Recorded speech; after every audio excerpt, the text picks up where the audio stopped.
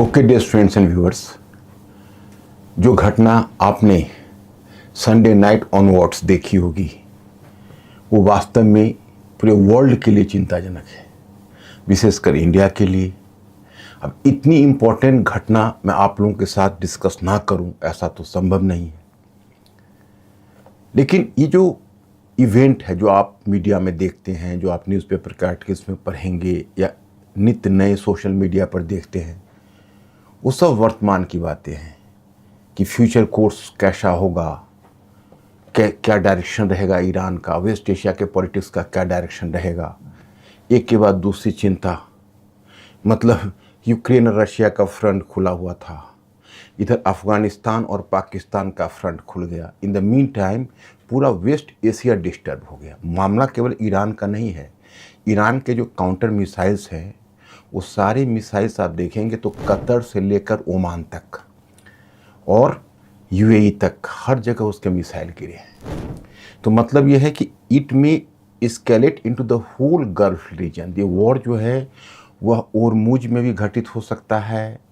आप कह सकते हैं कि बैब एल मंदेब में अगर वो एक्सटेंड करेगा तो पूरी रेड सी को, लाल सागर को कवर कर सकता, और वहाँ से एक ही रास्ता निकलता है जाने का, पूरे वर्ल्ड ईस्ट एंड वेस्ट का जो अब लिंकेज बनेगा, वह ईस्ट एंड वेस्ट का लिंकेज सिर्फ आपको अटलांटिक महासागर से घूमते हुए और वहाँ से हिंद महासागर होते हुए अब तब आप प्रशांत में या बंगाल की खाड़ी में जा सकते हैं। इतना लंबा चक्कर काटता हुआ अगर पेट्रोलियम प्रोडक्ट्स दुनिया में डिस्ट्रीब्यूट होने लगे तो क्या हाल होगा, आप समझ सकते हैं। इसके अलावा इस वॉर को एस्केलेट करने से और भी कितना मार्केट अफेक्टेड होगा, लोग कितने अफेक्टेड होंगे, तो ये तो सभी बातें चिंताजनक लगती है। लेकिन इन बातों पर विचार करने से पहले मैं इस यूएसए की इस गर्वपूर्ण घोषणा जिसको कहते हैं तो ऑपरेशन एपिक्योरी, और इज़राइल ने भी घोषणा की कि भाई रोरिंग लाइन मतलब दहाड़ता हुआ शेर एंड और एपिक फ्यूरी का मतलब है कि हमारे ये साधारण क्रोध नहीं है, यह क्रोध ऐतिहासिक रूप में जमा है और हम हर संभव इस रॉन्ग को अनडन करने के लिए उपाय करेंगे। ये बेसिकली यूएसए की घोषणा है। अब देखिए, एक कहावत है कि हिस्ट्री नेवर रिपीट्स इटसेल्फ। ये देखिए, अब अलग अलग स्कॉलर्स ने इस पर अलग अलग बातें कही है। इस पर कार्ल मार्क्स ने कहा था history repeat itself first as a tragedy then as a farce. But यहाँ पर मार्क ट्वेन का स्टेटमेंट बहुत सही बैठता है कि history never repeat itself but often rhymes. इतिहास अपने आप को कभी दोहराता नहीं है, लेकिन उसकी गूंज सुनाई देती है, प्रायः उसकी तुकबंदी सुनाई देती है, उसकी राइम सुनाई देती है। वही राइम हमें सुनाई दे रही है। तो ये हमारे present and the past communication series का लेक्चर है और मैं आपके साथ थोड़ा हिस्ट्री में गोते लगाने के लिए चल रहा हूँ। आप लोग भी तैयार रहिए, फिर हम वर्तमान में आएंगे। देखिए, ये कहाँ से शुरू करें। जब इस्लाम का उद्भव हुआ और इस्लाम के उद्भव के बाद जब खलीफा अली के समय तक आकर शिया और सुन्नी दो सेक्ट का डिवीज़न हुआ, पैगंबर मोहम्मद के 4 जो आरंभिक उत्तराधिकारी थे उन्हीं में उनके चौथे उत्तराधिकारी अली थे। हालांकि बड़ा अली के साथ बहुत दुखद प्रसंग हुआ और आप जानते ही हैं कि उनका असैसिनेशन भी हुआ, और फिर इमाम अली के बाद फिर उनके पुत्रों के साथ भी आपने करबला के युद्ध वगैरह के बारे में सुना होगा। मैं नहीं जाना चाहूँगा, सिर्फ यह बताना चाहूँगा कि अब इस्लाम 2 फैक्शन में बट गया, शिया और सुन्नी। लेकिन अब जिसको आप ईरान कहते हो, तो आपको जब कभी आप इस्लाम की हिस्ट्री पर दृष्टिपात करोगे, आप अगर उस पर कभी you are just going to give focus over the history of Islam, तो आप देखें कि इस्लाम ने शुरू में ही राजनीतिक शक्ति और आध्यात्मिक शक्ति को आपस में एक करके, और उसने एक ही आवाज़ बुलंद की थी कि पूरी दुनिया को दरुल हर्ब से दरुल इस्लाम बना देना है, यानी पूरी दुनिया में इस्लाम को फैला देना है। उसमें इस्लाम की सेना जब मिस्र सीरिया होते हुए आगे बढ़ती गई तो ईरान और इराक को भी जीतती हुई चली गई थी। तो ईरान हो गया था इस्लामिक एम्पायर का हिस्सा। जो ईरान आप देखते हैं वो अब्बासी, अब उसमें भी अब कहोगे ये अब्बासी खलीफा कौन है, तो मैं एक सेकंड में आपको क्लियर कर दूं कि जैसे पहले तो 4 आरंभिक खलीफा हुए, ये 4 पैगंबर मोहम्मद के डायरेक्ट उत्तराधिकारी थे, जो उनके मिलिट्री कमांडर भी रहे हुए थे। बाद में खलीफा का पद वंशानुगत हो गया, यानी there was the dynastic rule of caliph. तो पहले उमैया वंश के कैलिफ आए, यानी उमैया वंश के खलीफा आए, जिनका हेड क्वार्टर दमिश्क था सीरिया का। फिर उसके बाद अब्बासी वंश के खलीफा आए, उनका हेड क्वार्टर बगदाद था। लेकिन अब्बासी वंश का खलीफा का जब साम्राज्य का विघटन 15वीं सेंचुरी तक हुआ, तो उसी साम्राज्य से, अब्बासी साम्राज्य के एक हिस्से से एक शासक का उद्भव हुआ। उसका नाम था इस्माइल फर्स्ट, और वही सफावी वंश से था, जिसने अपना एरिया को कार्व आउट कर लिया, अपने एरिया को सेपरेट करके उसको पृथक ईरानी साम्राज्य के रूप में ढाल लिया। अब मैं आपको एक दिलचस्प बात बताऊं कि एक बुक लिखी है, और ये बुक जैसे ईरान्स ग्रैंड स्ट्रेटेजी, ये जो बुक है यह हमने अ पॉलिटिकल हिस्ट्री, ये वली नस्र का है। ये बुक मैंने इसी वर्ष लिया था, हालांकि थोड़ा कॉस्टली बुक है, कोई फॉरेन इसका पब्लिकेशन है, इंडियन पब्लिकेशन से नहीं निकला है। लेकिन मैं जब इस बुक को ख़रीदा, आज से लगभग 3 महीने हुए होंगे, और संडे को मैंने ये बुक खरीदी थी, और उसकी कल होकर मंडे होकर संयोग से मुझे छुट्टी थी, तो एक ही रीडिंग में इस बुक को पढ़ने का मौका मिला था। तो इसमें हमने इस ईरान का ग्रैंड स्ट्रेटेजी मुझे इतनी अच्छी बुक लगी कि मैंने 1 रीडिंग में इस बुक को फिनिश किया था। मतलब कि संडे से मैंने शुरू किया और मंडे तक इसको फिनिश कर दिया था इस बुक को। इसमें एक बहुत अच्छी बात है, और जो अभी मैं मिलाता हूँ तो वो इतिहास से वो चीज़ें मिलती है। इसमें बेसिकली हिस्ट्री से प्रेजेंट पर लाया गया है। तो इसमें इसने एक बात बताई, बोली कि देखिए, जब सफावी साम्राज्य जिस समय बना था, तो सफावी शिया नहीं थे। अब वही सफावी साम्राज्य है कि अगर आपने मिडिवल हिस्ट्री का अध्ययन किया होगा, तो आपने पूर्वी यूरोप में ऑटोमन साम्राज्य देखा, पूर्वी यूरोप में ऑटोमन साम्राज्य देखा, जो पश्चिम एशिया से पूर्वी यूरोप तक फैला हुआ था, वो सुन्नी साम्राज्य था। आप पूरब में आइए तो मुगल साम्राज्य आपने देखा, वो मुगल एम्पायर भी सुन्नी एम्पायर था। और अगर सेंट्रल एशिया में आप जाएंगे तो एक उज्बेक साम्राज्य भी था। उसके बीच में जो ईरान का क्षेत्र था, वो सफावी साम्राज्य का था। और सफावियों को सबसे अधिक परेशानी किनसे थी? तो उन्हें सफावी को परेशानी थी विशेष रूप से ऑटोमन से, क्योंकि ऑटोमन साम्राज्य एक बड़ा साम्राज्य था। मक्का और मदीना उस ऑटोमन साम्राज्य के अंतर्गत था, और ऑटोमन साम्राज्य अपने आप को सर्वश्रेष्ठ समझता था। तो कहीं ना कहीं सफावी ईरान को ऐसा लगता था कि कहीं ऐसा ना हो कि सुन्नी ऑटोमन हमें निगल ले, हमें अपने आप में समाहित कर ले। तो अपनी पहचान को अलग करने के लिए basically it was not simply the matter of religious identity, but rather you can see strategic consolidation. मतलब कि कहीं ना कहीं अपनी स्ट्रेटेजिक कंसोलिडेशन के लिए जानबूझकर सफावी साम्राज्य के जो संस्थापक इस्माइल फर्स्ट था, उसने घोषित कर दिया कि सफावी साम्राज्य एक शिया है, जबकि वहां 2/3 लोग सुन्नी थे।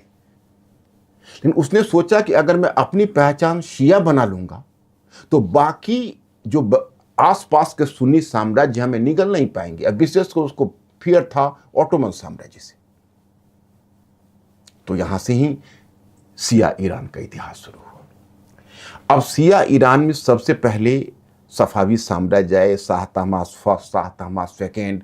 आपने शाह तहमास फर्स्ट के दरबार में हुमायूं कैसे शरण ली थी उसने, फिर कैसे काबुल कांधार को जीता था, इंडिया में हुमायूं का फिर दोबारा आना हुआ था, कैसे जीता था। आप अगर कभी मध्यकालीन भारत पढ़ेंगे तो आप मुगल से मिलाकर सफावियों का इतिहास देखेंगे। और एक दिलचस्प बात यह है कि मुगल स्वयं सुन्नी एम्पायर था, और ऑटोमन साम्राज्य भी सुन्नी एम्पायर था। लेकिन मुगल ऑटोमन एम्पायर से कोसों दूर था।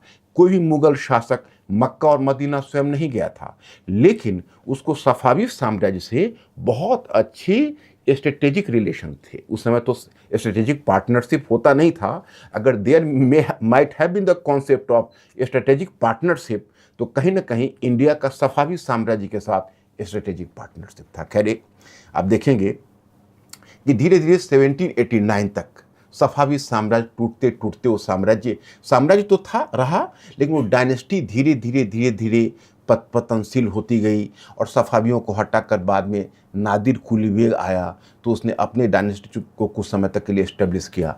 फिर इस्टेब्लिश हुआ कजर डायनेस्टी। तो ये जो कजर डायनेस्टी था, ये डायनेस्टी 1789 में इस्टेब्लिश हुआ और ये 1925 तक चलता रहा। अब मैं आपको बता दूं कि ईरान, मैं एक चीज़ आपको इतिहास में बताना चाहता हूं कि कोई भी जो देश होता है, आज अगर ईरान के वर्तमान की फॉरेन पॉलिसी को आप समझना चाहेंगे तो आपको कहीं ना कहीं पास्ट में जाना पड़ेगा, कहीं ना कहीं अतीत में जाना पड़ेगा। अगर आप इंडिया के फॉरेन पॉलिसी को समझना है तो अतीत में जाना पड़ेगा। अगर आपको रशिया के फॉरेन पॉलिसी को समझना है तो अतीत में जाना पड़ेगा। बहुत अच्छा वली नस्र ने एक बात लिखी है कि जब सोवियत रूस का विकास हुआ, सोवियत रूस का मतलब है कि रूसी क्रांति के बाद रूस साधारण रूस नहीं रहा, it became a communist Russia. So you are just calling it USSR, मतलब इसको आप यूएसएसआर कहते हो क्योंकि कम्युनिस्ट रशिया है। तो जब एक विशाल कम्युनिस्ट रशिया बना रूसी साम्राज्य से, तो कोल्ड वॉर शुरू हुआ, शीत युद्ध शुरू हुआ, तो कहीं ना कहीं कम्युनिस्ट होने के बाद भी रूसी लोगों के जेहन में क्या था, उनके दिमाग में, उनके सबकॉन्शियस में उनका हिस्ट्री था। उनके दिमाग में एक तरफ नेपोलियन का इन्वेजन था कि नेपोलियन ने किस तरह से रशिया पर इन्वेजन करके हमारा अस्तित्व मिटाना चाहा था, तो हमेशा वेस्ट के प्रति वो शंका भरी निगाहों से देखते थे। उसी तरह से कहीं ना कहीं उन्हें गर्व था कि हमारे यहाँ पीटर द ग्रेट जैसे महान शासक हुए जिन्होंने इतने बड़े साम्राज्य को इस्टेब्लिश करने में अपना योगदान दिया था। ये दोनों चीज़ें कहीं ना कहीं इतिहास से उन्हें प्रेरणा भी मिल रही थी, कहीं ना कहीं इतिहास से उन्हें चेतावनी भी मिल रही थी। यही चीज़ आप चाइना में देखिए। चाइना को इस बात का गर्व है कि हम कभी मिडल कंट्री रहे थे, लेकिन इस बात की शर्म भी है चाइना को कि हमें किस तरह से हम वेस्टर्न इंपेरियलिज्म के पश्चिमी साम्राज्यवाद के शिकार हो गए थे और हमको एशिया के एक बीमार मरीज के रूप में तब्दील कर दिया गया था। उसी तरह भारत का भी अपना एक हिस्टोरिकल कॉन्शसनेस है कि हमारा प्राचीन भारत कितना गौरवपूर्ण और महान रहा है। हम विश्व गुरु रहे हैं। भारत अपने आप को विश्व गुरु भी कहते हैं, कई बार अपने आप को वसुधैव कुटुंबकम के रूप में देखता है। लेकिन भारत को इस बात का भी एहसास है कि कैसे हमें वेस्टर्न पावर्स ने लूटा था, कैसे हमें ब्रिटेन ने कॉलोनियल रूल इस्टेब्लिश किया था। और उसको कई बार अपने जेहन में जालियांवाला बाग नरसंहार, कई बार हमारे इकोनॉमी को मैंने bleeded the colonial government bleeded our economy white, किस तरह से हमारा आर्थिक शोषण किया। तो इसलिए आप देखिए जब इंडिया का फॉरेन पॉलिसी शुरू हुआ तो इंडिया ने नॉन अलाइनमेंट की बात की थी। पंडित जवाहरलाल नेहरू जब पहले प्रधानमंत्री हुए थे, उससे पूर्व ही नेशनल मूवमेंट के दरमियान ही भारतीय नेताओं ने स्पष्ट कर दिया था कि हमें बिल्कुल से एशियो अफ्रीकन कंट्रीज़ जितने भी शोषित कंट्री है उनके पक्ष से हमें आवाज़ उठाना है, क्योंकि भारत को कहीं ना कहीं इस बात का एहसास था कि जो वेस्टर्न पावर्स हैं वो कहीं ना कहीं एक्सप्लॉइटेटिव हैं, कहीं ना कहीं लुटेरे हैं, कहीं ना कहीं दूसरे के रिसोर्सेज को लूटते हैं। और कॉलोनियलिज्म यानी उपनिवेशवाद या साम्राज्यवाद उनकी ब्लड में है, वह कभी हट नहीं सकता। तो ये कहीं ना कहीं आप देखेंगे कि हमारे फॉरेन पॉलिसी में भी उभर कर आया।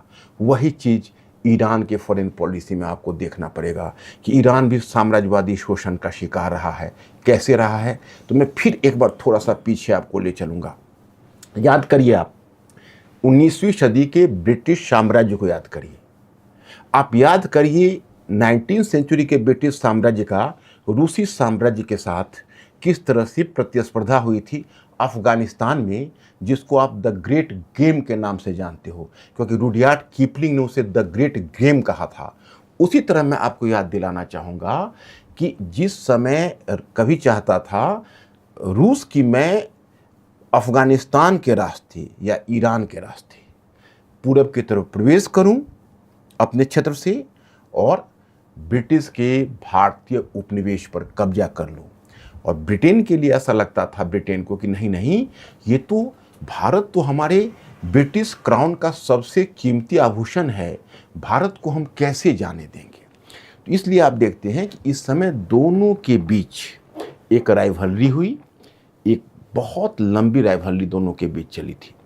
तो संजोग से क्या हुआ कि जब ब्रिटेन और रूस के बीच, चूँकि उधर रूस बढ़ना चाहता था, ब्रिटेन उसका रास्ता काटता था, तो ना तो ईरान में ब्रिटेन घुसने दिया रूस को, ना ब्रिटेन रूस को घुसने दिया, ना रूस ब्रिटेन को आने दिया। तो मतलब कि ब्रिटेन और रूस की प्रतिस्पर्धा में अंततः किसे फायदा हुआ? अंततः ईरान को फायदा हुआ।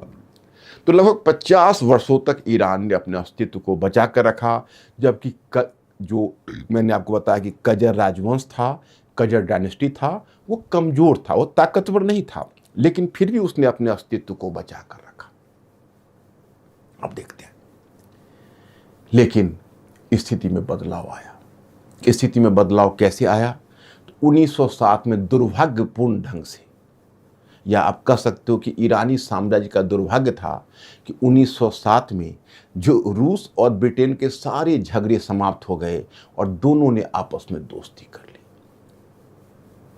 आप मैप पर देख रहे होंगे ईरान को मुगल साम्राज्य को देख रहे होंगे, आप ईरान को देख रहे हैं, मुगल साम्राज्य को देख रहे हैं, ऑटोमन साम्राज्य को देख रहे हैं। उसी ईरान में मैं आपको कह रहा हूं कि कजर डायनेस्टी स्टैब्लिश हुआ, और वही ईरान है। ईरान के उत्तर में अगर आप जाएंगे तो आप देखेंगे ईरान के उत्तर में रशिया था, और ईरान के पूरब और दक्षिण में इंडिया का पार्ट था। तब पाकिस्तान नहीं हुआ करता था। पाकिस्तान उस समय भारतीय उपमहाद्वीप का हिस्सा था और भारत का हिस्सा था।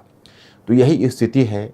इस स्थिति में क्या किया 1907 में, दुर्भाग्यपूर्ण तरीके से, मैंने ये तो ब्रिटेन के लिए दुर्भाग्यपूर्ण था, ईरान के लिए दुर्भाग्यपूर्ण था कि ब्रिटेन और रूस के बीच मित्रता हो गई और 1907 में दोनों ने समझौता कर लिया। फिर दोनों ने तय किया कि उत्तर से हम ले लेते हैं, दक्षिण से हम ले लेते हैं। तो प्रैक्टिकली कजर डायनेस्टी तो रहा, कजर वंश तो वहाँ शासन रहा, लेकिन दक्षिण से उस पर ब्रिटेन ने कब्जा कर लिया ईरान पर। आप मैप पर देखिए, उत्तर से कब्जा कर लिया रूस ने। तो एक तरह से अब कहने के लिए तो कजर वंश था, उसका शासन था, लेकिन वह नाम मात्र का रह गया, और मुख्य उस पर जोर किसका रहा? तो ब्रिटेन और रूस का रहा। चारों तरफ वहाँ अव्यवस्था आती गई, मतलब स्थिति खराब हो गई। खैर चलिए, एक सौभाग्य मिला ईरान को, फिर एक अवसर मिला। ये अवसर क्या था, ये अपॉर्चुनिटी क्या थी? 1917 में रूस में क्रांति हो गई। फिर लेनिन के अंतर्गत वहाँ एक कम्युनिस्ट सरकार स्थापित हो गई, कम्युनिस्ट पार्टी की सरकार। और आप लोगों को पता होगा कि कम्युनिस्ट पार्टी अपने आप को गरीबों का मसीहा कहता है, तो कम से कम उपनिवेशवाद से वो परहेज करता है। उसका मानना है कि नहीं, किसी भी स्वाभिमानी देश को एक के पास, या कोई भी जो कम्युनिस्ट कंट्री है, हम लोग तो दुनिया में शोषित के विरुद्ध आवाज़ उठाते हैं। हम लोग किसी को अपनी कॉलोनी कैसे बनाएंगे, हम लोग दूसरे की इकोनॉमी का शोषण कैसे करेंगे? तो सोवियत रशिया स्वेच्छा से उस समय निकल गया लेनिन के काल में। अब जब सोवियत रशिया निकला तो ब्रिटेन को भी लगा कि भाई अब हमारी मुख्य चिंता ये होनी चाहिए कि ईरान को हम मित्र बना लें, क्योंकि ईरान कहीं सोवियत कम्युनिस्ट रशिया से दोस्ती ना कर ले। ब्रिटेन चाहता था कि ईरान हमारे मित्र मंडली में रहे, वह सोवियत रूस यानी कम्युनिस्ट रशिया के मित्र मंडली में ना चला जाए। तो ब्रिटेन ने भी 1921 में ईरान के साथ एक समझौता कर लिया। तो कुल मिलाकर इन दोनों के बीच, मतलब रशिया और ब्रिटेन दोनों ईरान से निकल गए, और ईरान कुछ समय के लिए महफूज हो गया। हालांकि मैं एक बात आपको बता दूं कि इसी बीच ईरान में कुछ उलेमा लोग, जिसको आप उलेमा कहते हैं काजी लोग को, या जो धर्मावलंबी होते हैं, तो कुछ उलेमा लोग थे, कुछ सेकुलर लोग थे, धर्मनिरपेक्ष लोग थे, कुछ व्यापारी थे, मर्चेंट्स थे, क्योंकि ईरान व्यापार का केंद्र रहा है। उन सबों ने मिलकर कहा कि देखिए, हमारे यहाँ जो कजर वंश था, कजर डायनेस्टी थी, वो बहुत निरंकुश थी। उसने लोगों को कुछ मूलभूत अधिकार नहीं दे रखा था। इस कारण से ईरान का पतन हुआ। तो हम ऐसा करते हैं कि लोगों को कुछ मूलभूत अधिकारों की स्वीकृति देते हैं, हम एक संविधान बनाते हैं, हम एक कॉन्स्टिट्यूशन बनाते हैं, उस कॉन्स्टिट्यूशन में लोगों के मूलभूत अधिकारों की हम रक्षा करेंगे। 1986 में, 1906 में सबसे पहले ईरान ने ये कॉन्स्टिट्यूशन बनाया। ईरान ने जब कॉन्स्टिट्यूशन बनाया तो आपको जानकर आश्चर्य होगा कि जब ईरान का कॉन्स्टिट्यूशन बना, उस समय पूरी पश्चिम एशिया से लेकर अरब क्षेत्र में कहीं भी आधुनिक संविधान नहीं बना था।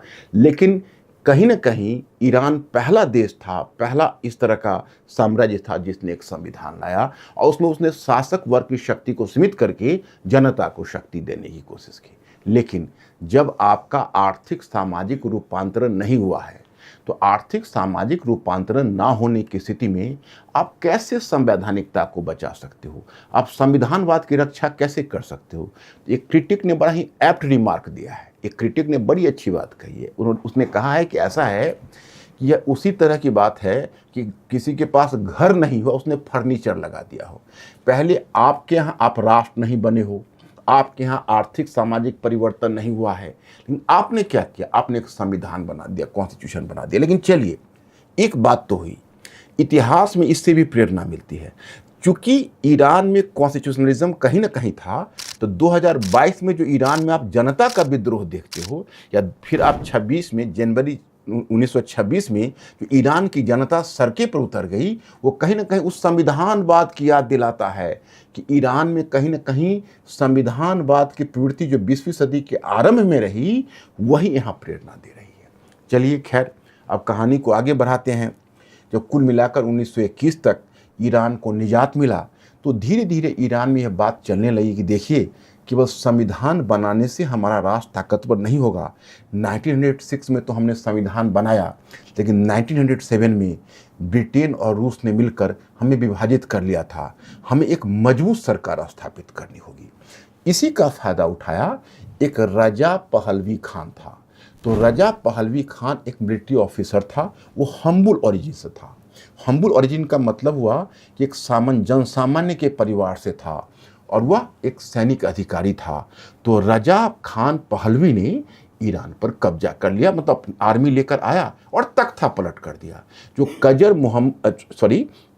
जो आपको मैं बता रहा हूँ कि कजर वंश की जो सरकार थी, कजर वंश की सरकार, हालांकि उसकी शक्ति तो क्षीण हो चुकी थी, लेकिन जो मैंने आपको पहला वंश बताया था, याद करिए, सफावी वंश, उसके बाद जो फिर कजर वंश आया, तो इसकी जो सरकार थी कमजोर थी, लेकिन फिर भी अस्तित्व में थी। रजा पहलवी खान ने उसको उस सत्ता से, गद्दी से हटा दिया, और 1921 में ही रजा खान पहलवी ने तख्ता पलट कर दिया था, और 1925 तक ये कजर वंश समाप्त हो गया। अब आ गया रजा पहलवी। अब यही रजा पहलवी जो है, ये पहला पहलवी शासक है, और इसने अपना एक मोटो दिया कि हम ईरान को एक ताकतवर राष्ट्र बनाएंगे। शुरू में कुछ उलेमा का मतलब है जो मुसलमानों का पुरोहित है, इसको अंग्रेजी में क्लरिकल बोलते हैं, तो क्लरिक थे। तो कुछ इस तरह के जो क्लरिक थे वो, प्लस कुछ मर्चेंट्स एंड कुछ सेकुलर लोगों ने उसका हाथ मजबूत करने की कोशिश की, क्योंकि अब ईरान के लोगों को लग रहा था कि जब तक हमारी सरकार ताकतवर नहीं बनेगी, तब तक अब हम ईरान और रूस, इन दोनों के साम्राज्यवाद से बच नहीं पाएंगे। अब तो सोवियत रूस हो चुका था, साम्यवादी रशिया हो चुका था। तो रजा पहलवी ने इसका फायदा उठाकर अपनी सत्ता को मजबूत किया, और उसने कुछ धर्मनिरपेक्ष नीतियां अपनाने लगी। महिलाओं को कहा कि आप लोग अपना अपना हिजाब हटा लीजिए, महिलाओं में शिक्षा का प्रसार करने की कोशिश की, और उसने ईरान के आधुनिकीकरण यानी मॉडर्नाइजेशन का प्रयास किया। आप तो जानते हैं कि उलेमा कभी भी मॉडर्नाइजेशन को स्वीकार दिल से नहीं करता है। तो उलेमाओं को अभी भी परेशानी थी कि भाई आखिर ये क्यों मॉडर्नाइज करना चाह रहा है, ये महिलाओं को। क्योंकि देखो, अब यहाँ पर एक बात गौर करके देखिए कि अब तक जो ईरान का शाह, इसको आप कह सकते हो ईरान का जो शासक था, वो ईरान का शासक कहीं ना कहीं शिया धर्म का प्रमोशन कर रहा था, चाहे वो कजर डायनेस्टी है, उससे पहले सफावी सम्राट हो। लेकिन रजा पहलवी पहला ऐसा शासक था जिसने कहीं ना कहीं पश्चिमीकरण की हल्की फुल्की नीतियां शुरू कर दी। तो उलेमाओं को लगा कि भाई हम तो ईरान को एक अलग पहचान बनाना चाहते हैं, शिया ईरान जो हमारी एक पहचान होगी, और वही हमारा स्ट्रेटेजिक इम्पोर्टेंस भी है, और ये तो चाहता है बिल्कुल से ध्वस्त कर देना हमें। तो इसलिए वो रजा पहलवी का खिलाफ करना शुरू कर दिया, और रजा पहलवी का विरोध अपने ही देश में होना शुरू हुआ। लेकिन चलिए, फिर भी बात बन गई, और मैं आपको बताऊंगा कि उस समय एक उलेमा था, उसका नाम था आयतुल्लाह रुहुल्लाह खुमैनी, वही पहला व्यक्ति है। बाद में जब रजा पहलवी की सरकार तो टिकी रही, लेकिन उसी समय द्वितीय विश्व युद्ध या सेकेंड वर्ल्ड वॉर हो गया। तो जब सेकेंड वर्ल्ड वॉर हुआ, तो फिर एक बार ब्रिटेन और सोवियत रशिया, चूंकि दोनों एक ही गुट में थे, ईरान पर कब्जा कर लिया, और रजा पहलवी की सरकार को फिर हटा दिया, और उसके बेटे जिसका नाम था रजा मोहम्मद पहलवी, अब देखिए सभी का नाम रजा पहलवी है, उसके बेटे का नाम था रजा मोहम्मद शाह पहलवी। तो रजा मोहम्मद शाह पहलवी जो है उसको गद्दी पर बैठा दिया। इसको ही शॉर्ट फॉर्म में जो आप कहते हैं ईरान का शाह, या अगर कहीं आप पढ़ोगे ईरान का शाह, तो इसका मतलब आप लगा लेना कि रजा पहलवी खान का बेटा राजा मोहम्मद शाह पहलवी को ही शाह कहा जाता है। वो गद्दी पर विराजमान हो गया। लेकिन तब तक वहाँ पर अब ईरानी लोगों के मन में ये बात चलने लगी कि भाई अब शाह को इतनी ताकत नहीं मिलनी चाहिए, कुछ जनता को भी शक्ति मिलनी चाहिए। कुछ उलेमा वगैरह भी एक्टिव थे, लेकिन रजा मोहम्मद शाह पहलवी था, उसमें भी कहीं ना कहीं आधुनिकीकरण ईरान में लाने की प्रवृत्ति थी। हालांकि वो अपने पिता की तरह बिल्कुल से सबके अधिकारों को नहीं कुचल रहा था, उसी तरह से कुछ काम चल रहे थे। इन द मीन टाइम एक प्रधानमंत्री के पद पर आया, और प्रधानमंत्री के पद पर जो आया उसका नाम था मोहम्मद मुसादेग। और मोहम्मद मुसादेग बहुत पावरफुल हो गया, बल्कि उसको रजा मोहम्मद शाह पहलवी भी उसको टच नहीं कर पाता था, तो काफ़ी पावरफुल हो गया। और उसी समय की घटना है कि खैर चलिए, सेकेंड वर्ल्ड वॉर के बाद ईरान को तो बहुत हद तक स्वायत्तता मिल गई, सारी चीज़ें हो गई। और उसके बाद एक दो घटना आपको शीत युद्ध से मिलाकर देखनी होगी, जो थोड़ा आपके लिए कॉम्प्लिकेटेड हो जाएगा, तो मैं शॉर्ट में यहाँ पर केवल आपको डील कर देता हूँ कि जैसे पश्चिम एशिया और जो अरब क्षेत्र आप देखते हो ना, तो पश्चिम एशिया और अरब क्षेत्र में मुख्य रूप से कौन स्थापित है, तो वह पूरा का पूरा इलाका ब्रिटेन का इलाका था। वहाँ पर ब्रिटेन की ही हुकूमत चलती थी। उसमें संयुक्त राज्य अमेरिका पावर में नहीं आया था, मतलब पावर में तो सेकेंड वर्ल्ड वॉर के बाद आया। तो क्या हुआ कि सेकेंड वर्ल्ड वॉर के बाद ब्रिटेन का पतन हो गया। और पतन होने के बाद एक घटना आप लोगों ने पढ़ी होगी, नहीं पढ़ी होगी तो मेरे किसी एक लेक्चर में आप देख लेना। सुएज नहर संकट हुआ था, जब मिस्र में इन लोगों ने घेरा डाला था, लेकिन मिस्र में जब ब्रिटेन ने हमला किया था तो उसे अपमानित होकर मिस्र से निकलना पड़ा था। उसकी आर्थिक शक्ति तो पहले ही छीन हो चुकी थी, उसकी सामरिक शक्ति भी छीन हो गई, और उसके बाद उसकी अंतर्राष्ट्रीय प्रतिष्ठा भी चली गई। तो सुएज नहर संकट जो 1956 में हुआ, उसके बाद ब्रिटेन ने यह निर्णय लिया कि अब हमें अरब क्षेत्र से और पश्चिम एशिया से निकल जाना है। ब्रिटेन निकल गया। तब तक इधर रजा मोहम्मद शाह पहलवी था और ईरान का शाह था, और ईरान उस समय पावरफुल और एक बहुत ही रेस्पेक्टेड कंट्री था। तो अच्छा, अमेरिका, अब ब्रिटेन चूंकि निकल गया, उधर सोवियत रशिया है, और सोवियत रशिया ईरान के उत्तर में है, तो शीत युद्ध शुरू हो चुका है, और सोवियत रूस अब अरब क्षेत्र में घुस सकता है। और अमेरिका की पहले दिली इच्छा नहीं थी, बाद में निक्सन ने एक डॉक्ट्रिन दिया कि भाई हमें साम्यवाद के प्रसार को रोकना है। तो जो निक्सन डॉक्ट्रिन है, निक्सन डॉक्ट्रिन पर हम भी चर्चा करेंगे। फिलहाल मैं आपको इतना बताऊं कि जो रजा शाह पहलवी है, वो राजा मोहम्मद शाह पहलवी एक मतलब सोवियत रशिया के बगल में एक पावरफुल ईरानी स्टेट को बनाकर रखना चाहता था, और संयुक्त राज्य अमेरिका ब्रिटेन की तरह अरब क्षेत्र में हुकूमत शुरू में नहीं करना चाहता था। वो चाहता था कि कोई हमें अगर ऐसा स्टेट मिल जाए तो हम उसको अरब क्षेत्र का और पश्चिम एशिया का गार्जियनशिप सुपुर्द करके हम खुद शीत युद्ध से बच के निकल जाए। तो अमेरिका को लगा कि सबसे अच्छा गेम ईरान पर खेला जा सकता है, तो वही ईरान के शाह पर उसने गेम खेला, ईरान के शाह को पावरफुल बनाया। उस समय चूंकि ईरान का जो शाह था वो शिया होते हुए भी धर्मनिरपेक्ष था अपने दृष्टिकोण में, ईरान का आधुनिकीकरण कर रहा था, तो नॉर्मली इजराइल से उसकी अच्छी मित्रता स्वमेव हो गई थी। तो इजराइल से मित्रता हो जाने के कारण उसे अब कोई परेशानी नहीं थी, वो इजराइल के साथ बहुत अच्छे टर्म्स पर था। He was the good terms with Israel, और इजराइल के साथ उसके हथियारों का समझौता भी हुआ था। इजराइल ने ईरान को हथियार देना चाहा, और बदले में ईरान ने उसको इजराइल को ऑयल प्रोवाइड किया। तो अब देखिए, अब ईरान का अमेरिका से भी दोस्ती है, ईरान का इजराइल से भी दोस्ती है। और जैसे कि इसमें वली नस्र ने एक बात और कही है कि आप इतिहास में कभी भी जो ईरान से ग्रैंड स्ट्रेटेजी है, वो ग्रैंड स्ट्रेटेजी चाहे शाह का शासन हो या फिर आप देखोगे ईरानी क्रांति जिसकी चर्चा हम आगे करेंगे, या वहाँ पर उलेमाओं का शासन हो, दोनों ही स्थितियों में कहीं ना कहीं जो इसकी ईरान की ग्रैंड स्ट्रेटेजी रही है वो रही है कि भाई हम अपने हितों की रक्षा करें। तो वहाँ पर जो शाह की सरकार है वो अपने हितों की रक्षा के लिए, शाह की सरकार इस कंक्लूजन पर पहुँच गया कि देखिए बगल में कम्युनिस्ट रशिया है, और कम्युनिस्ट रशिया और शीत युद्ध चल चुका है, तो शीत युद्ध से हमें बचा सकता है वह पश्चिमी शक्तियां ही हमें बचा सकता है। तो ऑटोमेटिकली शाह पश्चिमी शक्तियों के करीब चला गया, और अमेरिका, यूएसए ने शाह पर अपना दांव खेला, उसने सोचा कि चलो हम शाह को ताकतवर बना देते हैं और शाह ही यहाँ हमारा कम से कम हमारे हितों की रक्षा वेस्ट एशिया में करेगा। और शाह भी चाहता था कि हमारी जो नीति है उसको स्वायत्ता मिले, ऑटोनॉमी मिले। इसलिए शाह का कहीं ना कहीं जोर होता था, वो अमेरिका से जो चाहता था शाह करवा लेता था। And Shah emerge to be a powerful country, Iran emerge to be a powerful country under Shah. लेकिन एक दिक्कत आ गई। दिक्कत ये आ गई कि वहाँ ईरान में भी पेट्रोलियम का प्रोडक्शन होता था, इराक में भी पेट्रोलियम का प्रोडक्शन होता था, और आप कह सकते हैं और भी बहुत सारे देश थे जिसमें सऊदी अरेबिया में होता था। तो सऊदी अरेबिया में अमेरिकी कंपनी काम करती थी, इराक में एक जर्मन कंपनी काम करती थी, और ईरान में एक एंग्लो ईरानी कंपनी तेल का उत्पादन करती थी। अब देखिए, अब शाह तो नहीं चाहता था कि हम किसी भी पश्चिमी देश के साथ अपना संबंध को खट्टा करें, वो तो चाहता था कि शीत युद्ध में हमारी स्थिति अच्छी बनी रहे। इसलिए चलिए ईरान उन लोगों को ऑयल सप्लाई करता रहे पश्चिमी देशों को।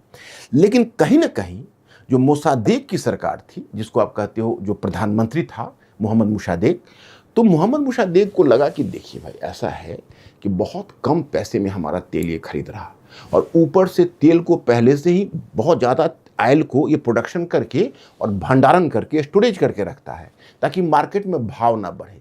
तब तो हमारा तेल का भंडार भी समाप्त हो जाएगा। इसी पर मोसादेक की सरकार ने गुस्सा खा लिया।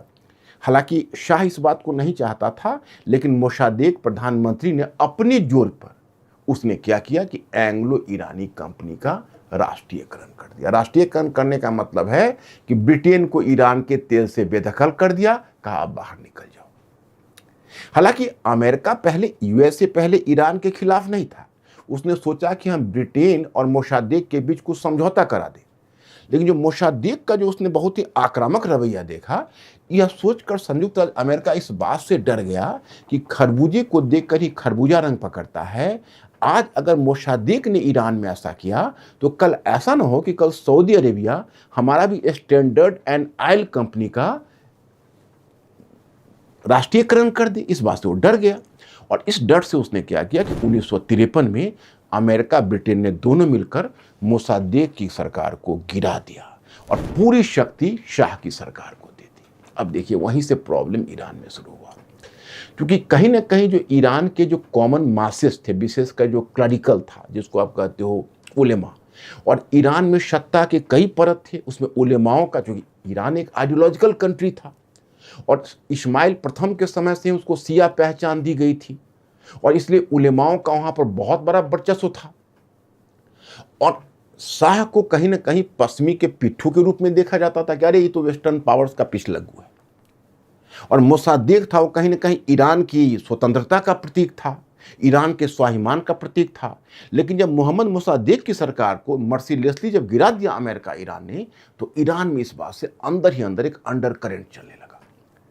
लेकिन शाह का पावर बढ़ गया और शाह वहां पर बड़ी तेजी से पश्चिमीकरण करना शुरू कर दिया, अंग्रेजी शिक्षा को अपनाना शुरू कर दिया, हिजाब वगैरह को से रिमूव करना शुरू कर दिया। इतना सारा जो बदलाव आ रहा था, इस बदलाव के कारण कहीं ना कहीं ईरान में धीरे धीरे उलेमाओं के बीच एक अंडर करेंट चल रहा था। इसका अंदाज शाह को भी नहीं था। अंत में वही हुआ, मैंने आपको जो बताया था, एक नाम था आयतुल्लाह रूहुल्लाह खुमैनी। वो एक क्लरिक था, एक पादरी था, मतलब पादरी का मतलब वो क्रिश्चियन नहीं, मुस्लिम पादरी यानी उलेमा। और यहां से वो निर्वासित कर दिया गया था शाह के द्वारा, और यहां से वो निर्वासित होकर बाहर में वो निर्वासित जीवन जी रहा था। अचानक से 1979 में वो प्रकट हुआ और उसने फिर ईरान की पहचान और एकदम शिया धर्म को अपील की, और देखते देखते यही घटना है 1979 की, ध्यान रखिए, इसी को कहा जाता है 1979 की ईरानी क्रांति। और ऐसा जन आंदोलन शुरू हो गया उस उलेमा की अपील पर कि शाह जो ये मोहम्मद शाह, जो इसको मैंने आपको बताया कि जो रजा मोहम्मद शाह पहलवी है, जिसको आप शॉर्ट में शाह कहते हैं, वो टिक नहीं सका ईरान में, भागना पड़ा उसको। अपने परिवार के साथ फ्लाइट पर बैठ के और अपने सारे धन को बटोर कर यहां से लंदन की तरफ कूच कर गया। इस तरह से अपनी जान बचाकर भाग गया। और उसके भागते ही सारी सत्ता चली आई आयतुल्लाह रूहुल्लाह खुमैनी के हाथ में। अब अयतुल्ला रूहुल्लाह खुमैनी ने क्या किया कि एकदम एक आइडियोलॉजिकल सरकार इस्टेब्लिश कर दे, ऊपर से नीचे 88 कलर की परिषद, एक खुद अपने वो स्पिरिचुअल लीडर के रूप में इस्टेब्लिश हो गया, एक उसने स्पेशल असेंबली बना दी, तो सत्ता के 4-5 परत, एक प्रेसिडेंट का पद का सृजन हो गया, ये सारी चीज़ें, और नाम रख दिया इस्लाम, ईरानी इस्लामिक रिपब्लिक। ये घटना मैं बता रहा हूँ 1979 की। सबसे दुखद बात यह हुई कि कम से कम अंतर्राष्ट्रीय नियम को फॉलो करते हुए जो राजदूत या एम्बेसीज है उनको सम्मान किया जाता है। और ईरान के मतलब, हालांकि ये अयतुल्ला रूहुल्लाह खुमैनी ऐसा नहीं चाहता था, वो यही चाहता था कि किसी न किसी तरीके से हमें, आखिर ईरान में अमेरिका से अगर बहुत संबंध अच्छा ना रहे, वो कहीं ना वो अमेरिका के विरुद्ध हमारा एक स्ट्रेटेजिक स्थिति मजबूत हो, अगर वो ऐसा चाहता था तो साथ में वो यह भी चाहता था कि हम यूएसए के साथ कोई युद्ध में ना उलझे। लेकिन चूंकि आप कहते हैं कई बार क्या होता है कि लीडर एक स्टेप पीछे रहता है और उसके जो फॉलोअर्स होते हैं वो कई स्टेप्स आगे हो जाते हैं, तो उसके जो फॉलोअर्स हैं वो कई स्टेप्स आगे हो गए और उनके फॉलोअर्स ने कुल मिलाकर हमला कर दिया। और उसके फॉलोअर्स के हमले का परिणाम यह हुआ कि अमेरिकी दूतावास पर डायरेक्ट हमला हो गया और अमेरिकी दूतावास से 66 अमेरिकन एम्बेसी से 66 एम्प्लॉइज को पकड़ के, जिसमें कि हायर डिप्लोमेट्स भी थे, लोअर क्लर्क्स भी थे, उन सब को पकड़ के हॉस्टेज बना लिया गया। यह अंतर्राष्ट्रीय कानून के खिलाफ था और 66 अमेरिकी लोग हॉस्टेज के रूप में रहे। अमेरिका बड़ा ही किंग कर्तव्य विमूढ़ की अवस्था में रहा कि what action should be taken by us now, what should be the course of action, there should be the commandos operation और there should be diplomatic talks करने का, कूटनीतिक वार्ता करने का कोई फ़ायदा नहीं था। कमांडो ऑपरेशन का विकल्प भी बहुत खतरनाक था। पूरे 2.5 वर्षों तक यह हॉस्टेज क्राइसिस चलता रहा।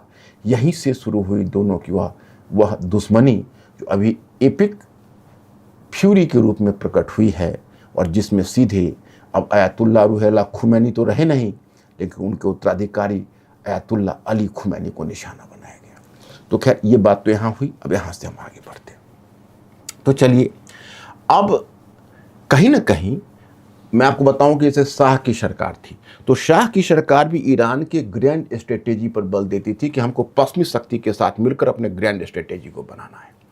अब इधर जब उलेमाओं का शासन हुआ तो उसने भी इतिहास से सबक ली कि नहीं, ईरान पर हमेशा बाहर से हमला हुआ है, हमारी ग्रैंड स्ट्रेटेजी होनी चाहिए ईरान की रक्षा। तो ईरान की रक्षा के लिए क्या स्ट्रेटेजी होनी चाहिए? तो उसने कहा कि हमें 2 शैतान से लड़ना है। जो बड़ा शैतान है वो संयुक्त राज्य अमेरिका है, जिसने सीधा हमारे ऊपर हमला किया है, और दूसरा शैतान है इजराइल, जिसने फिलिस्तीनियों को उनके हक से वंचित किया है। तो एक बात मैं आपको बताऊं कि जो आप देखते हो ईरान में धार्मिक कट्टरता, वो केवल विश्वास की बात नहीं है, ये ईरान की स्ट्रेटेजी थी। उसको लगता था कि हम पूरे अरब क्षेत्र और पश्चिम एशिया में अपने आप को ऐसे प्रस्तुत करूं कि मैं ही एकमात्र, हम यानी ईरान ही एकमात्र इस्लाम के हितों का संवर्धक है, ईरान ही एकमात्र इस्लाम के हितों का रक्षक है, और ईरान ही एकमात्र इस्लाम का यानी पैगंबर मोहम्मद इमाम अली की विरासत को अरब क्षेत्र में ढो रहा है। तो ईरान की जो प्रतिष्ठा है उसको पूरे अरब क्षेत्र से वेस्ट एशिया में 4 चांद लगे। तो कहीं ना कहीं उसकी ये रणनीतिक मतलब एक चाल थी कि हम अपने आप को थोड़ा ऑर्थोडॉक्स, थोड़ा रूढ़िवादी दिखे, इस्लाम को उसके मूल स्वरूप में स्थापित करने की बात करें, महिलाओं को हिजाब पहनवाएं, हम महिलाओं की स्वतंत्रता पर पाबंदी लगाएं और कहीं ना कहीं इस्लाम के कठोर नियमों को लागू करें। ये उसकी रणनीति में शामिल थी, अपनी पहचान को बनाए रखना चाहता था। तो इस तरह से ईरान का कैरियर शुरू हुआ। उधर पश्चिमी देश भी इस बात से चिंतित थे कि आखिर ईरान ने तो बहुत गलत किया। चिंता तो यूरोपियन देशों को भी थी और अमेरिका तो डायरेक्ट क्षतिग्रस्त हुआ था। तो चलिए, उसके ईरान के बगल में एक कंट्री हुआ करता था इराक, आप देख ही रहे, आज इराक की स्थिति बदल गई। इतिहास में थोड़ा चलना पड़ेगा। यहाँ पर भी एक सैनिक तानाशाह का शासन था, जिसने अपने आप को प्रेसिडेंट भी बना लिया था और जिनका नाम था सद्दाम हुसैन। अब देखिए, ईरान, इराक सीरिया और लेबनान, ये 4 ऐसे गिरे हुए कंट्री है जिसको आज क्रेसेंट कहते हो। ऐसे घुमाओगे तो ईरान से बढ़ोगे, ऐसे इराक, और इराक से आप बढ़ेंगे तो ऐसे सीरिया को टच कर रहे हैं, देख रहे हैं मैप पर। और तब आप साउदर्न लेबनान तक चले जाइए, इजराइल के बॉर्डर तक, तो वहाँ पर आप जाएंगे तो वहाँ तक इसको कहते हैं सिया क्रेसेंट। क्रेसेंट मतलब चांद, अर्ध चांद की तरह आपको ऐसे घुमा हुआ सा मिलेगा। तो इराक में भी सिया थी, 60% सिया थे और 20% सुन्नी थे, और 20% वहां 60% सिया, 20% सुन्नी और 20% कुर्द। लेकिन सद्दाम हुसैन 20% सुन्नी को रिप्रेजेंट करता था, वो सुन्नी था। लेकिन सद्दाम हुसैन 60% सिया और 20% कुर्द को दबा कर रखता था।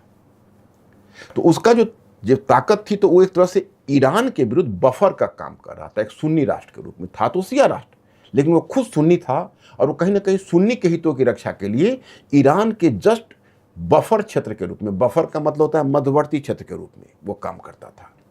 तो ये बात थी। लेकिन संयुक्त राज्य अमेरिका का जब सद्दाम हुसैन, पहले तो सद्दाम हुसैन को पश्चिमी देशों ने मिलकर सद्दाम हुसैन पर एक दांव खेला। What was that game? तो दांव यह खेला कि सद्दाम हुसैन और ईरान के बीच उसने एक युद्ध की पीठिका निर्मित कर दी।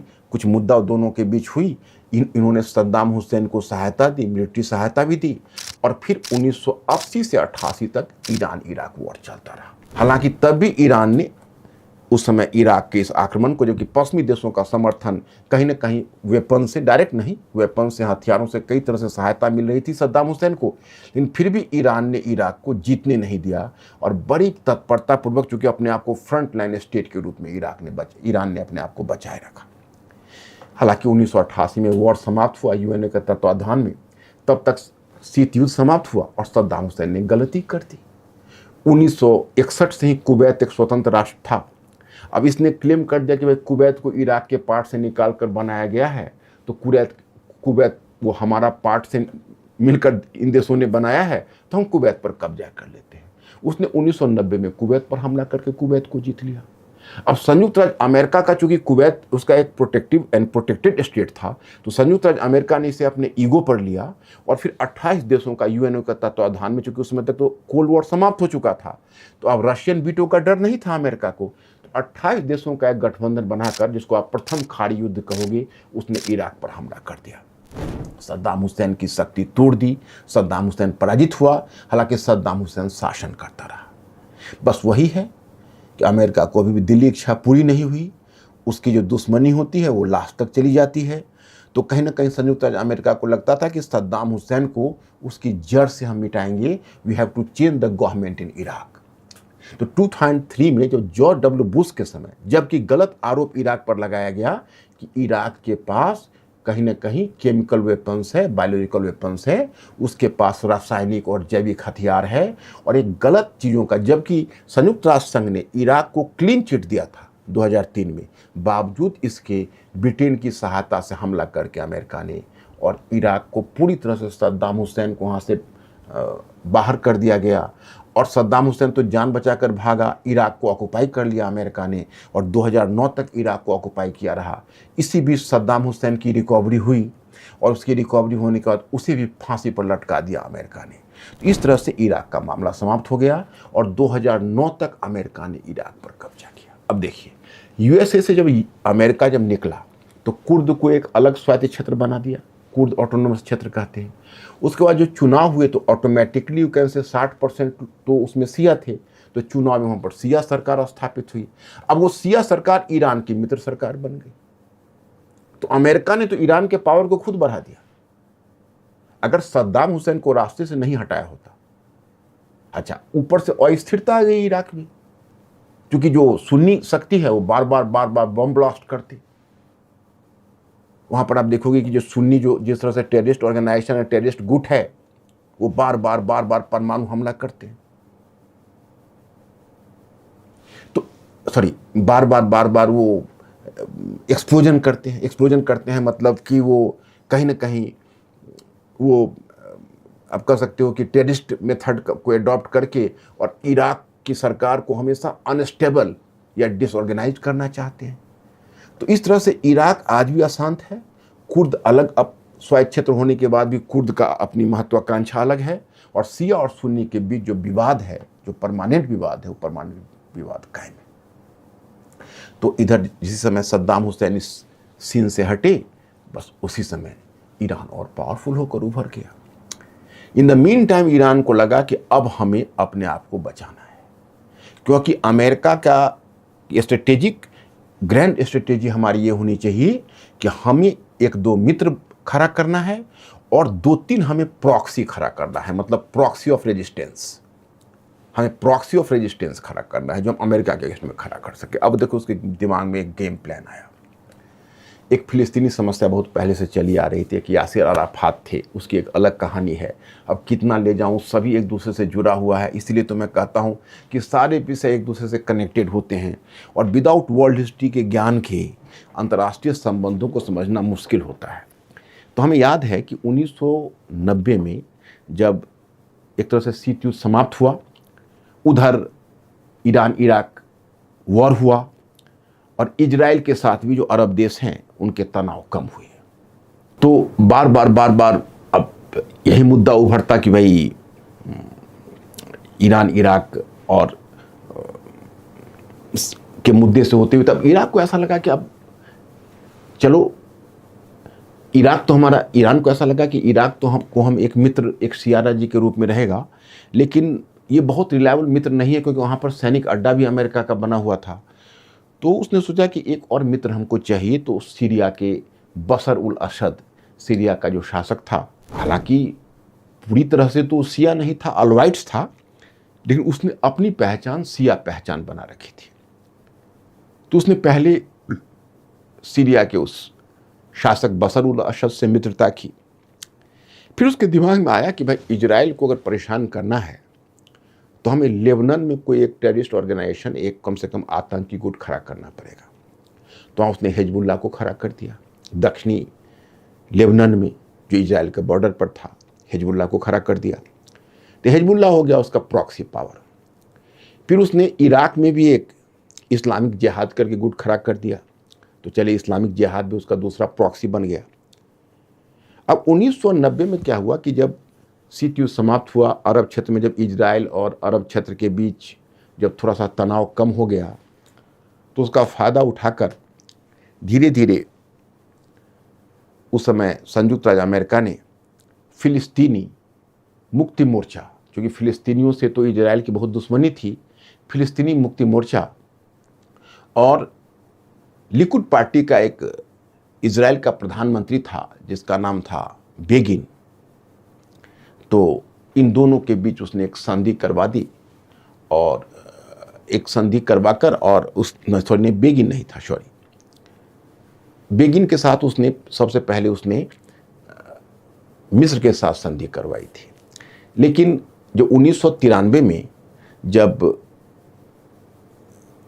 आपको मैं ये कहना चाहूँगा कि जब 1990 में स्थिति समाप्त हो गया, तो 1993 में उसने फिलिस्तीनी मुक्ति मोर्चा और इजराइल के बीच एक समझौता करवा दिया। उसको कहते हैं ओस्लो समझौता।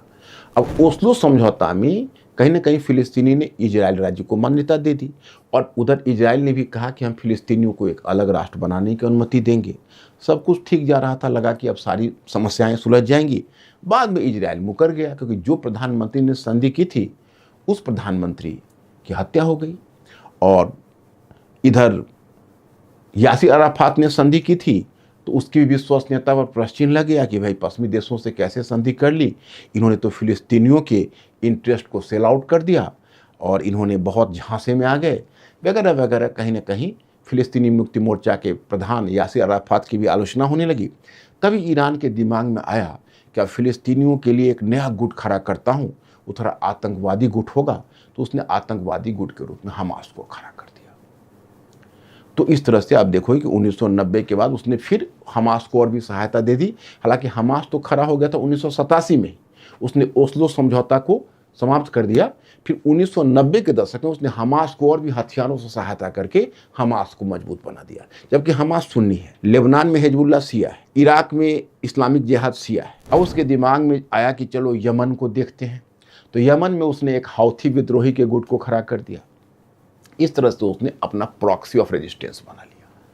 सीरिया एकमात्र उसके मित्र राष्ट्र के रूप में हो गया। अब उसका front line strategic position Iran का बहुत मजबूत हो गया। अब इसी मजबूती में वो बैठा हुआ है, उसको अपने आप पर गर्व है कि अब हमें कौन हिला सकता। एक समस्या है, समस्या यह हुई कि 2010 में एक घटना अरब क्षेत्र में हुई। अब फिर इतिहास में हल्का सा जाना होगा, लेकिन मैं वहाँ पर आपको बहुत ज़्यादा विलंब नहीं करूँगा। 2010 में घटना यह हुई कि एक अरब बसंत हुआ, अरब स्प्रिंग हुआ। मतलब क्या कि वहाँ का जो स्थापित शासक वर्ग है उसके विरुद्ध युवाओं में एक विद्रोह होना शुरू हुआ। और जब युवाओं में विद्रोह होना शुरू हुआ तो बहुत सारे युवा थे, उन्होंने सरकार को गिराने के लिए जन प्रदर्शन शुरू कर दिया। ये सबसे पहले शुरू हुआ था, हमें ध्यान है, ट्यूनीशिया में। ट्यूनीशिया में बेन अली की सरकार गिरी, बेन अली देश छोड़कर भाग गया। फिर ये शुरू हुई मिस्र में। मिस्र में होस्नी मुबारक की सरकार गिर गई। फिर वहाँ से शुरू हो गई ये सीरिया में। तो सीरिया में बशर उल असद की सरकार नहीं गिरी, बशर उल असद के में एक गृह युद्ध शुरू हो गया वहाँ पर। और बशर उल असद की सरकार को हटाने के लिए बहुत सारे विरोधी एकत्रित हो गए। और उन विरोधियों को एक तरफ से सुन्नी राष्ट्र भी मदद करने लगे, क्योंकि उनको सिया ईरान से थोड़ी सी परेशानी थी, तो सुन्नी राष्ट्र भी मदद करने लगे। और बशर उल असद के विरुद्ध अमेरिका भी सुन्नी राष्ट्रों को मदद करने लगा, क्योंकि संयुक्त राज्य अमेरिका का दृष्टिकोण बशर उल असद के खिलाफ था, क्योंकि बशर उल असद जो सीरिया का प्रधान था वह ईरान का मित्र था और ईरान से अमेरिका की दुश्मनी थी। यही पूरा इक्वेशन था। तो वहाँ पर मूवमेंट शुरू हो गया। उधर लीबिया में कर्नल गद्दाफी के विरुद्ध 2011 में पश्चिमी देशों ने चढ़ाई कर दी। कर्नल गद्दाफी को खींचकर मार डाला गया। उधर लीबिया में अलग अशांति आ गई। तो धीरे धीरे अरब बसंत थे वो ग्रीष्म में बदल गया। कहीं भी सत्ता परिवर्तन बहुत सफल नहीं रहा। ट्यूनीशिया में जो सत्ता परिवर्तन शुरू में हुआ था कुछ समय तक तो सक्सेसफुल लगा, परंतु वो अभी विफल ही हो गया कुल मिलाकर। और इधर मिस्र में पहले वहाँ पर एक पार्टी गठित हुई थी और लगा कि वहाँ पर प्रजातांत्रिक सरकार बनेगी, लेकिन कोई प्रजातांत्रिक सरकार तो बन नहीं पाई। एक इस्लामिक गुट वहाँ आगे बढ़ा, लेकिन जो इस्लामिक गुट है उसने शरिया के नियमों को लागू करना चाहा, मुस्लिम शरीयत के नियमों को। तो मिस्र की आर्मी ने ही सत्ता पर तख्ता पलट दिया। आज देखते हैं कि आज अल सीसी का वहाँ पर कब्जा है और किस तरह से वहाँ पर एक मिलिट्री डिक्टेटरशिप मिस्र में कायम है। इस पूरे प्रकरण में क्या हुआ कि ईरान की स्थिति कमजोर होने लगी। ईरान ने जो अपना फ्रंट लाइन स्टेट बनाया था उसमें सबसे बड़ी परेशानी उसकी हो गई कि अब सीरिया खतरे में पड़ गया, क्योंकि सीरिया को चारों तरफ से सुन्नी देशों ने विरोधी तत्वों को मदद करना शुरू किया और बशर उल असद की सरकार को गिराना शुरू किया। अब देखिए, आप मानचित्र पर देखिए, सीरिया के जस्ट बगल में लेबनान है और दक्षिणी लेबनान में हिजबुल्लाह है। तो अब ईरान को यह लग रहा है कि अगर बशर उल असद की सरकार गिर गई सीरिया में, तब तो अब हिजबुल्लाह को कैसे सहायता हम कर पाएंगे, तो हमारा तो फ्रंट लाइन ही टूट जाएगा। इसलिए जो ईरान का जो इस्लामिक रिपब्लिक ऑफ ईरान है उसने खुल्लम खुल्ला मदद देना शुरू कर दिया बशर उल असद को, और हिजबुल्लाह को के वॉलंटियर्स को कहा कि आप बॉर्डर क्रॉस करो और जाकर वहाँ उस क्षेत्र में जाकर बशर उल असद के पक्ष से लड़ो। उधर जो कुर्द भी थे वो भी बशर उल असद के पक्ष से लड़ रहे थे, पेशवर्गा सैनिक उसको बोलते हैं। और बशर उल असद अपनी स्थिति को मजबूत किया करके किसी तरह बैठने की कोशिश कर रहा था, लेकिन अकेले ईरान के बूते में उसको बचाना नहीं था, क्योंकि सारे सुन्नी शक्तियां और विद अमेरिका, तुर्की सभी मिल गए थे। ऐसी स्थिति में क्या हुआ कि रूस 2015 में व्लादिमीर पुतिन, क्योंकि व्लादिमीर पुतिन का दो ही आधार है पश्चिम एशिया में, एक सीरिया था, एक ईरान था। तो वो सीरिया की सहायता करने के लिए व्लादिमीर पुतिन स्वयं पहुंच गया और जंग छेड़ दिया।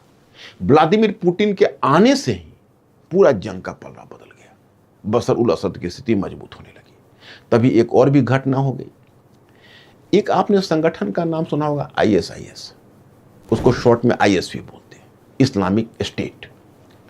वो अल कायदा का ही ब्रांच है और कट्टर है, और उसका नेता था अल बगदादी। उसने नारा दिया कि सीरिया और इराक, ये दोनों जो आरंभिक खलीफा का केंद्र रहा है, हम सीरिया और इराक में फिर एक बार खलीफा के पद को पुनर्जीवित करेंगे। तो अल बगदादी ने अपने आप को खलीफा घोषित कर दिया और उसने सीरिया पर कब्जा करने के लिए जंग छेड़ दिया, और वह भी बशर उल असद की सरकार को निशाना बनाया।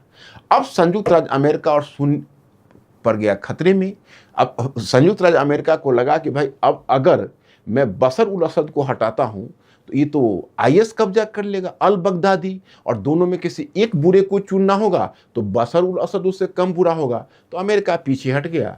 इधर सोवियत रूस ने, अब तो रूसी गणतंत्र रहा, व्लादिमीर पुतिन का रूसी गणतंत्र का मदद मिलता रहा और बशर उल असद अंत में जीत गया। अंत में बशर उल असद बच गया। ये घटना मैं आपको बता रहा हूं 2017-18 की, उसकी सरकार की रक्षा हो गई। ईरान का फ्रंट लाइन स्टेट बच गया, सब कुछ ठीक जा रहा था। इन द मीन टाइम क्या हुआ कि ईरान और अमेरिका के बीच तो अच्छी खासी दुश्मनी थी, आप जानते ही हैं।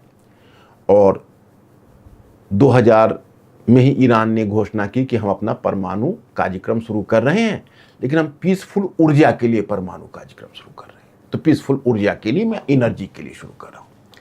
2003 में उसने फिर परमाणु कार्यक्रम को आगे बढ़ाया। बाद में मार्केट में यह बात फैलने लगी कि इसने अपनी न्यूक्लियर एनर्जी के नाम पर न्यूक्लियर बॉम्ब बना रहा है। अब पश्चिमी देश सख्ती में आ गए, विशेषकर जो संयुक्त राज्य अमेरिका है, वो संयुक्त राज्य अमेरिका बहुत सख्ती में आ गया, बहुत परेशान हो गया। और उसी क्रम में संयुक्त राज्य अमेरिका ने एक योजना बनाई कि नहीं, इसको हम आर्थिक नाकेबंदी लगाते हैं, इसको हम इतना इकोनॉमिक एम्बार्गो हम और पश्चिमी देश लगा देते हैं कि परमाणु हथियार नहीं बना पाएगा। तो इस तरह से ईरान को फिर घेरने की कोशिश की गई थी। तो ईरान को तो ये लग ही रहा था कि जो बड़ा शैतान अमेरिका है वो हमें बचने तो देगा नहीं, लेकिन हमें रेजिस्ट करना है। तो अपना प्रॉक्सीज को उसने और भी ज़्यादा मजबूत बना लिया था कि अगर भविष्य में अमेरिका से हमारा सामना होगा या इजराइल से सामना होगा तो हम बखूबी इसका सामना करेंगे। फिर स्थिति बदलती रही। इधर भारत के भी जो संबंध थे, वो भारत के संबंध भी ईरान से अच्छे होने लगे, क्योंकि उधर जब चाइना ने पाकिस्तान में ग्वादर पोर्ट बनाया तो इंडिया ने सोचा कि अब हम भी ईरान में अपना एक वैकल्पिक मार्ग अपनाते हैं। क्योंकि देखिए, हमारे साथ सबसे बड़ी बात ये हुई कि जब पाकिस्तान अलग हो गया भारत से, यानी भारत का विभाजन हो गया, तो हमारा सेंट्रल एशिया से, मध्य एशिया से डायरेक्ट संबंध ही कट गया। हम अफगानिस्तान से भी डायरेक्ट जुड़े हुए नहीं थे, क्योंकि पीओके उधर चला गया। तो पीओके तो खैर उसने गलत तरीके से कब्जा किया है, लेकिन उससे हमारा जो अफगानिस्तान का लिंकेज है वो समाप्त हो गया। इधर हमारा पश्चिम एशिया में भी आप देख रहे हैं कि भाई जो हमारा जो अब लिंकेज बनना है तो कैसे बनना है, तो अगर सेंट्रल एशिया जाना है तो पश्चिम एशिया भाया ईरान होके जाना पड़ेगा। एक भाया पाकिस्तान का विकल्प तो हमारे पास है ही नहीं, और डायरेक्ट हम अफगानिस्तान भी नहीं जा सकते। तो इसलिए क्या हुआ कि भारत ने सोचा कि चलो ग्वादर पोर्ट के प्रतिस्पर्धी पोर्ट के रूप में हमें चाबहार पोर्ट को डेवलप करना। तो इंडिया ने चाबहार पोर्ट की योजना 2003 से ही बनाई थी। इसी बीच अमेरिका ने उस पर आर्थिक नाकेबंदी लगा दी, तो भारत का जो पूरा प्रोग्राम है थोड़ा स्लो डाउन हो गया। चाबहार पोर्ट का जो प्रोग्राम था भारत का, स्लो डाउन हो गया। यही सब चल रहे थे। इसी में एक थोड़ा लिबरल प्रेसिडेंट का आना हुआ। इधर ईरान में भी लिबरल प्रेसिडेंट हुआ रूहानी, इधर अमेरिका में लिबरल प्रेसिडेंट हुआ बराक ओबामा। तो दोनों के बीच ओपन, उधर रूहानी का भी बहुत नरम रुख था, बराक ओबामा का भी नरम रुख था। तो दोनों ने 2013 में वार्ता शुरू कर दी। फिर 2015 में तय हुआ कि ऐसा करते हैं, एक ज्वाइंट कॉम्प्रिहेंसिव, मैंने उसको बोलते हैं शॉर्ट में JCPOA, joint comprehensive plan of action बनाते हैं। तो joint comprehensive plan of action बना, जिसमें 5+1 को रखा गया। मतलब 5 उसमें सिक्योरिटी काउंसिल के मेंबर थे, एक उसमें छठा मेंबर को भी शामिल किया गया, यानी 5+1 अब ईरान से वार्ता करेगा और ईरान को इस बात के लिए राजी करे कि भाई आप परमाणु हथियार की महत्वाकांक्षा छोड़ दो। ईरान ने बदले में अपनी शर्त रखी कि we will not manufacture nuclear weapons but we have to withdraw the all sorts of economic sanctions from us. मतलब आप हम पर जितने प्रकार के आर्थिक नाकेबंदी लगाए हैं उससे आप हमको मुक्त कर दीजिए। बड़ा एमिकेबली सेटल हो गया 2015 में बराक ओबामा और रूहानी के बीच, प्रेसिडेंट रूहानी के बीच, कि हाँ ठीक है, अब हम यहाँ से इसको हटा दिया, अब हम जो न्यूक्लियर प्रोग्राम हम छोड़ रहे हैं और हम इकोनॉमिक सैंक्शन हटा रहे हैं। और बराक ओबामा ने इकोनॉमिक सैंक्शन ईरान पर से हटा दिया। सब कुछ एमिकेबली सेटल था। इस सेटल्ड चीज को फिर एक बार उभार दिए डोनाल्ड ट्रंप महोदय, क्योंकि इजराइल को ये बिल्कुल पसंद नहीं था कि ईरान के साथ इतना कंसेशन बढ़ता जाए। लेकिन बराक ओबामा इस मामले में इजराइल के प्रति टफ था। उसने स्पष्ट रूप से इजराइल को कह रखा था कि आप वेस्ट बैंक पर जो जबरन बना रहे हैं फिलिस्तीनी क्षेत्र में, आप अपना जो नए सेटलमेंट बना रहे हैं उसको अविलंब रोकिए, और उसने बिल्कुल से मना कर दिया कि नहीं, ईरान के साथ इस तरीके से ईरान के साथ हमारा समझौता होगा। तो इजराइल तो खफा हुआ बैठा था। 2016 में जिस समय बराक ओबामा का इलेक्शन हुआ, तो आप जान लीजिए यहूदियों का बहुत बड़ा सपोर्ट था इसके, और यहूदी के पास अमेरिका में बहुत ज़्यादा रिसोर्सेस है। तो बराक ओबामा की सफलता में यहूदी लॉबी का बहुत बड़ी भूमिका थी। और जब बराक ओबामा जीता, तब इसने बड़े गर्व के साथ नेतन्याहू ने कहा कि he is my closest of the friend, वो मुझे सबसे अभिन्न मित्र है। और बराक ओबामा जब डोनाल्ड ट्रंप जीता, not Barack Obama, sorry, I have to make a correction here, जब डोनाल्ड ट्रंप 2016 में जीता, तो नेतन्याहू ने घोषित किया कि नहीं, ऐसा है कि हमारा अभिन्न मित्र है, he is my closest friend. और तब देखिए, अब यहूदी से अवलाइज था ऑलरेडी, डोनाल्ड ट्रंप यहूदियों से बिल्कुल अवलाइज था।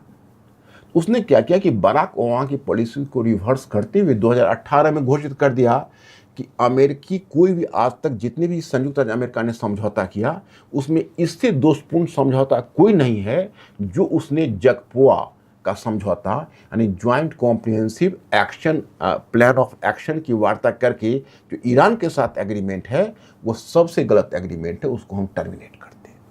इजराइल को खुश करने के लिए उसने 2018 में उसको टर्मिनेट कर दिया। अब उसको जिस समय टर्मिनेट किया, बस अब ईरान ने कहा कि भाई, अब फिर सैंक्शन लगा दिए, जितनी भी आर्थिक नाकेबंदी थी और भी कठिन नाकेबंदी लगा दी। अब ईरान ने कहा कि भाई, मेरा तो जन्नत और जहन्नुम दोनों गया, अब आर्थिक नाकेबंदी लगा रहे हो तो मेरी भी जो मर्जी होगी मैं करूंगा। अब वो लगा यूरेनियम का इनरिचमेंट करने। वही यूरेनियम इनरिचमेंट पहुंच गया, पहुंचते हुए लगभग 60% तक, लेकिन फिर भी बात दबी पड़ी थी।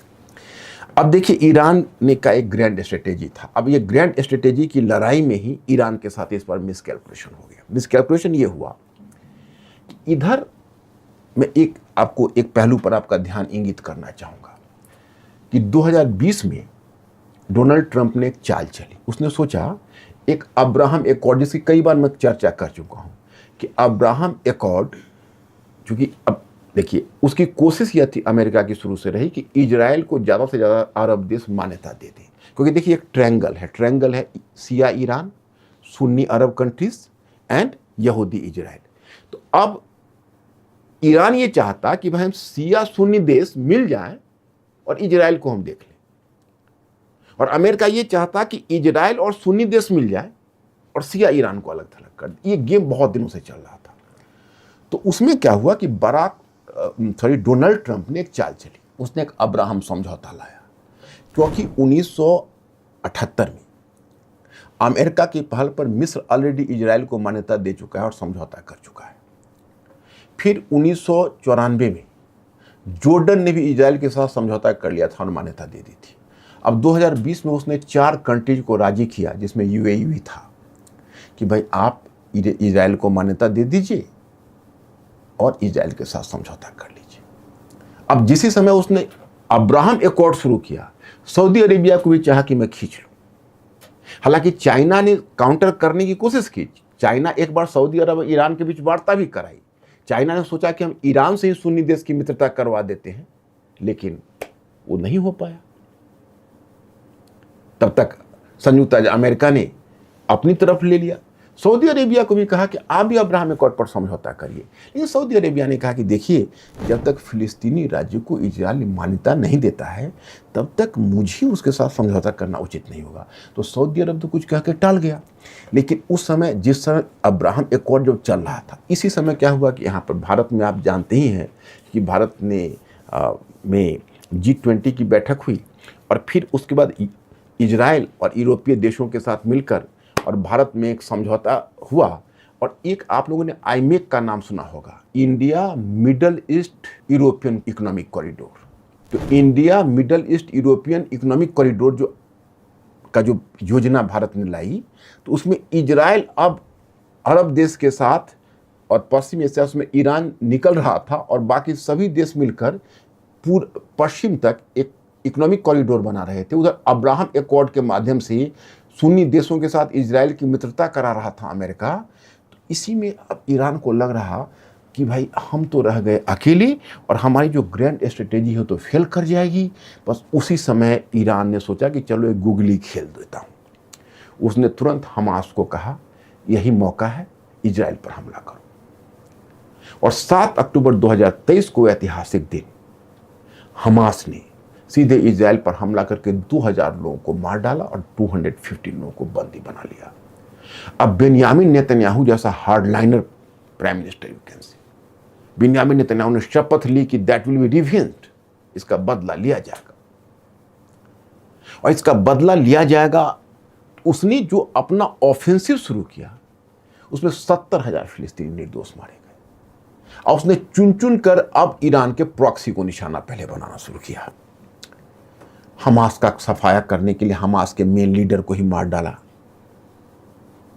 उसके बाद हमास के मेन लीडर को मारने के बाद उसने हिजबुल्लाह के मेन लीडर को मार डाला। हमास के लीडर को ईरान में मारा, हिजबुल्लाह के लीडर को मार डाला।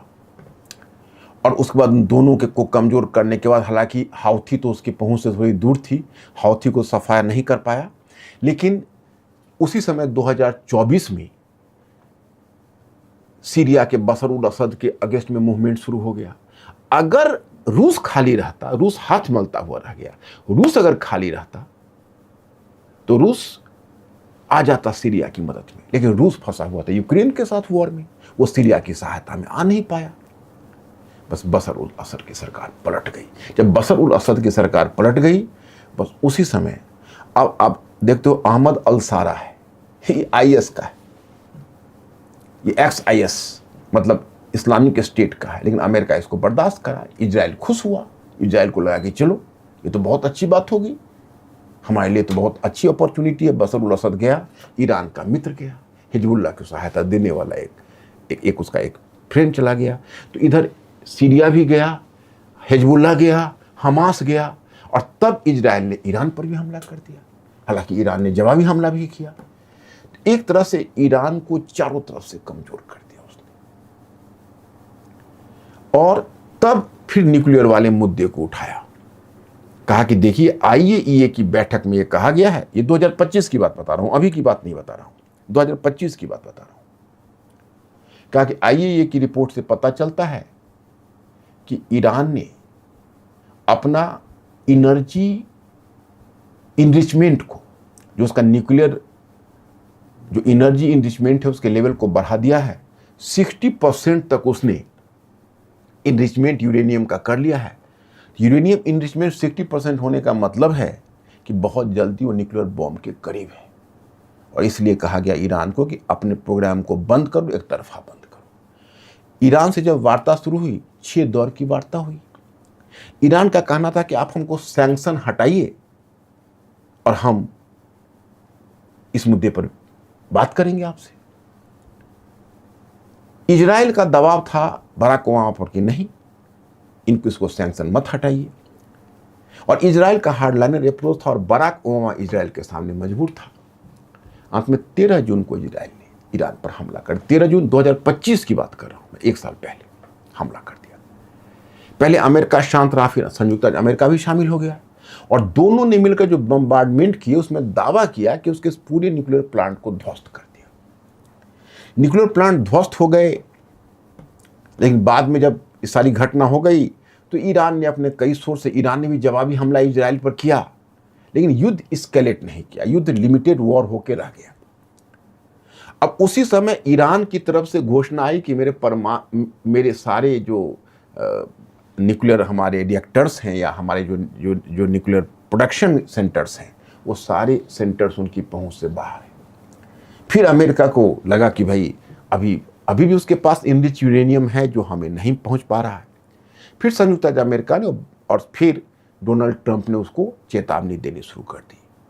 जब संयुक्त राज्य अमेरिका, डोनाल्ड ट्रंप ने चेतावनी देनी शुरू कर दी और बेंयामिन नेतन्याहू का भी कहना था कि भाई इजराइल इसको बर्दाश्त नहीं करेगा, हम तुमको न्यूक्लियर एनर्जी तक क्या, हम तुमको न्यूक्लियर परमाणु हथियार का न्यूक्लियर एनर्जी लायक भी नहीं रहने देंगे। स्थिति दोनों के बीच तनावपूर्ण ही रहा।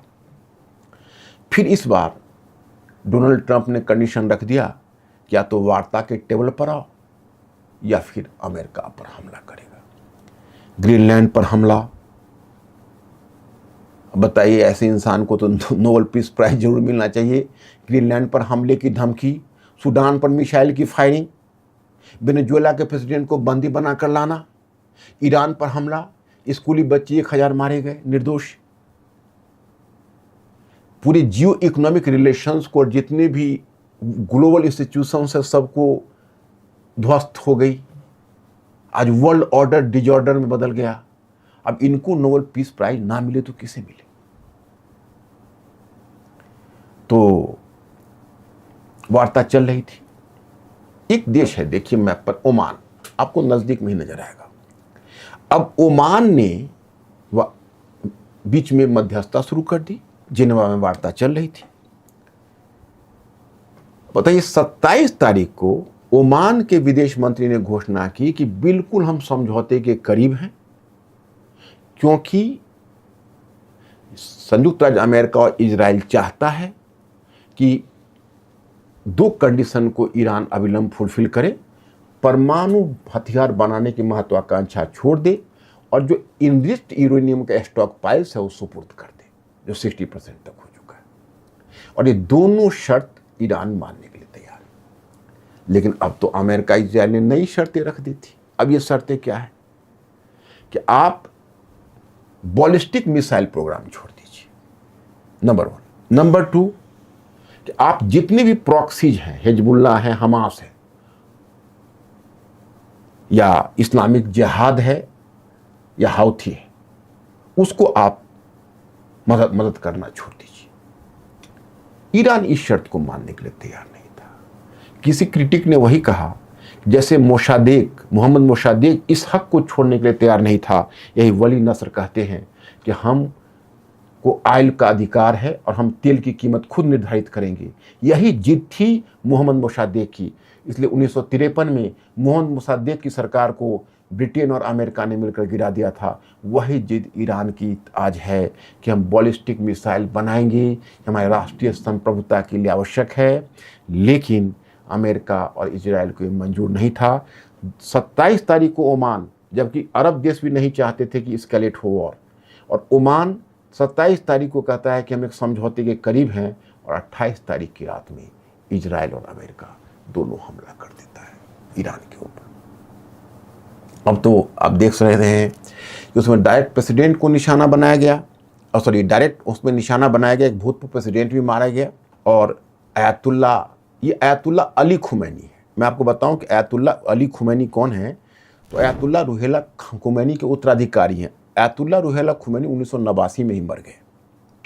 1979 में वो आए थे क्रांति के बाद। और जो आयतुल्ला अली खुमैनी है वो पहले प्रेसिडेंट के पद पर 1981 में से प्रेसिडेंट के पद पर रहे। फिर 1989 में आयतुल्ला रूहेला खुमैनी के मरने के बाद ये आयतुल्ला अली खुमैनी उसके उत्तराधिकारी हुए थे। उसी को निशाना बनाकर और मार डाला गया, और उसके साथ 14 अधिकारियों को मारा गया। अब IRGS, जिसको कहते हैं ईरानी अब रिवोल्यूशनरी गार्ड्स कॉर्प्स का जो हेड था, उसको मार दिया गया। डिफेंस मिनिस्टर को मार दिया गया। तो अब इजराइल के यहाँ पर 3 पॉलिसी है, 3 स्ट्रेटेजी है। एक है कि जितने भी ऊंचे अधिकारी हैं मार दो, ताकि ये पूरा मूवमेंट दिशाहीन हो जाए। एक ऑब्जेक्टिव ये है। दूसरा ऑब्जेक्टिव ये है कि हम जितना अपना एरियल जो मिसाइल्स है उनके पूरे एरियल कैपेसिटी को बर्बाद कर दो।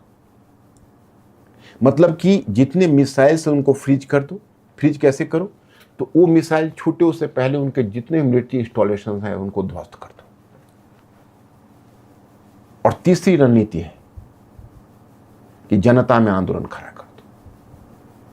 वैसे भी जनवरी 2026 से जनता में एक मूवमेंट चल रहा था ईरान में, क्योंकि वहाँ की इकोनॉमिक कंडीशन बहुत ख़राब हो गई थी। और ईरान की जो सरकार थी, खुमैनी की सरकार, उसने बड़ा उग्र दमन किया था। 3000 लोग मारे गए थे। तो कुछ महकमों में तो वैसे भी सरकार और लोकप्रिय हो चुकी है।